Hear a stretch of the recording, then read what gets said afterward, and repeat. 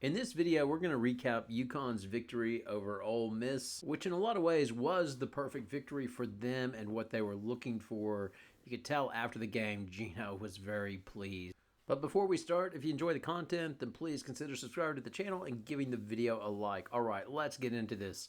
So obviously, the main story of this game is that AZ Fudd was able to break out and really carried UConn in the third quarter going into the fourth when things got really tight. And hence why this was a perfect game for UConn, as in the first half they were locked in and just made life miserable for Ole Miss. Like, Ole Miss could not hit a shot, as they shot 15% from the floor to UConn's 51%, and that was why they were down 18 at the half.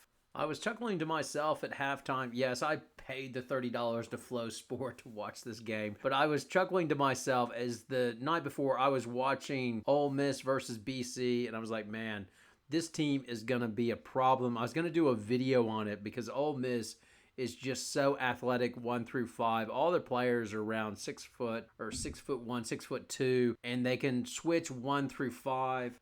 And then they can bring in size, as well as they can bring in a Walla at center who transferred from UCLA. And I was like, this reminded me a lot of NC State last year. I was wondering if UConn was going to hold up to the pressure. And they came out and they just blitzed them early on. Like, they had their A game going on. I was like, oh, lucky I didn't do a video.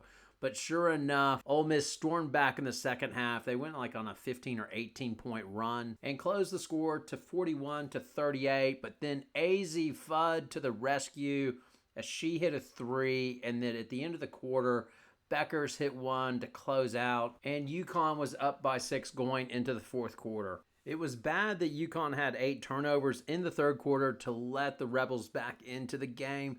But at the same time, it was good that they could steady the ship and get it right back on track by going to their superstars. In addition, Ole Miss, that's what they do. Like, coming into the game, like, some of the opponents have been garbage, obviously.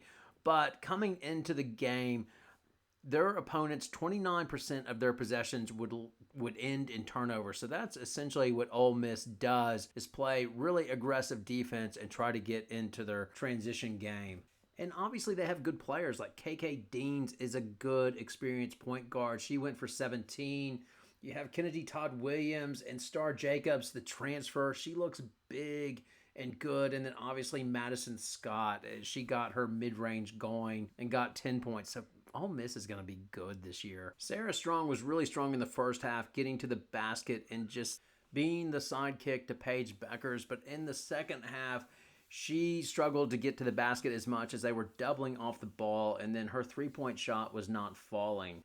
And then the game's getting tight, and then dun, dun, dun, dun, dun, dun, dun, dun. AZ Fudd to the rescue and plays sidekick to Paige Bueckers, and she was great. The thing about AZ in this game that would be exciting to UConn fans, that's the first time she has attacked the basket in a long time. What stands out to me was when the year Bueckers was out and she was a shell of herself during the tournament in Ohio State.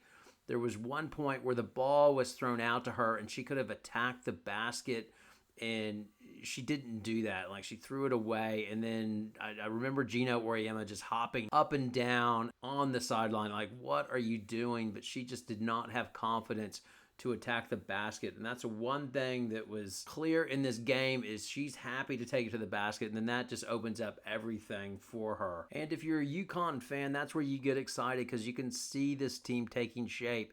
You have 3 players that can shoot and take it to the basket and are stars. Paige Bueckers is a superstar. AZ Fudd, if she gets her game back, is the perfect complement for her. And then Sarah Strong is the perfect complement to everybody, as her shot will start falling, and then add that with how strong she can be on the boards and just does everything well, which includes her anticipation on defense. She's just so handsy and is able to get her hands on so many balls. Now, I thought the other real exciting thing in this game was Jana El Alfi, as she got 20 minutes, and during her time, she played well at times, and you can just see it there. There was one time where she ran pick and roll with Paige Bueckers. Paige Bueckers gave her the little dump, and it was a beautiful thing. And you're just thinking, run that all day long. In the previous videos, I've looked at lineup combinations and which ones are their best lineups. Some people hate that. Some people like that. I like it because I think it gives you a good idea of the potential combinations they will put together. And in short bursts, Jana El Alfie, like in the 4 previous games, like she has always been in one of the top point per possession net lineups. And once again in this game, it was the same thing. Like Ice Brady went in one of the top lineups as well. And you need both of these players to play well. But man, I think if you really get Jana El Alfie going, that gives you the size and you can control the boards, and it just makes UConn so deadly going forward when you have a big that's mobile and can really help the guards that are surrounding her. And the guards surrounding her, they all shoot so well, help her. It's interesting. I imagine UConn's last year, when they went into the South Carolina game, it was a sense of dread. You knew your team was beaten down and just short of players. Same thing when they went to Texas. You could just feel that a beatdown might be coming as they'd lost AZ Fudd, and you just felt that they were short. And a year later, it's almost like they have too many players. I mean, Aubrey Griffin is not even back, and they'll just have so many combinations they can go to, and the plan is pretty clear.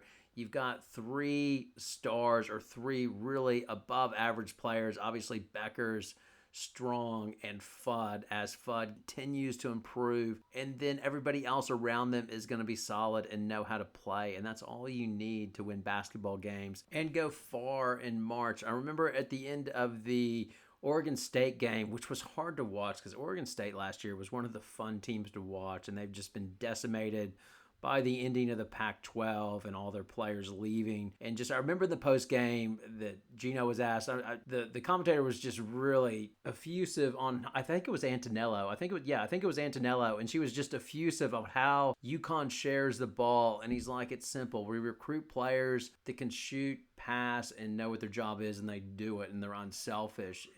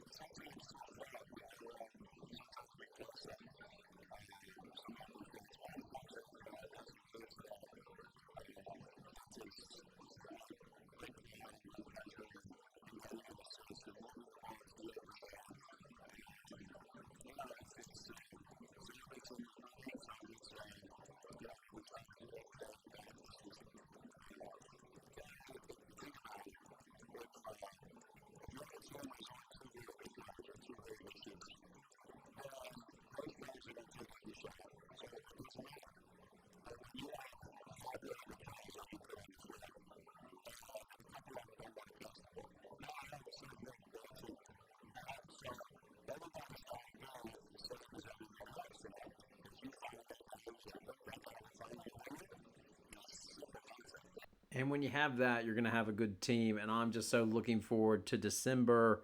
So there'll be a game coming back versus Holy Cross, and then they will have Louisville, USC, and Notre Dame before USC. I think there's one in between there, Georgetown. But that is going to be a great December schedule. I'm not saying UConn is going to win all of those games, but they're going to be great matchups. Like, I can't wait to see the rematch of Notre Dame and the backcourts going at it. The other one as well, USC is going to be looking to try to get a big win, and that will be a fun matchup as well.